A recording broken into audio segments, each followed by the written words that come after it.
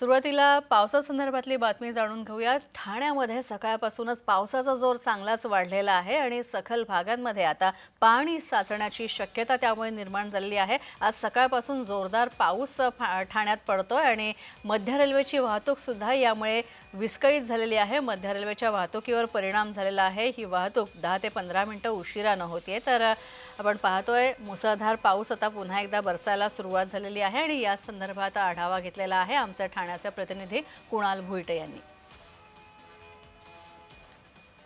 सकाळपासून पावसाने जोरदार हजेरी ठाण्यामध्ये लावलेली पाहायला मिळते। एकंदरीतच काल गोकुळाष्टमी होती आणि गोकुळाष्टमीच्या दिवशीच मोठ्या प्रमाणात पाऊस जो आहे तो ठाणेकरांवर बरसलेला पाहायला मिळाला।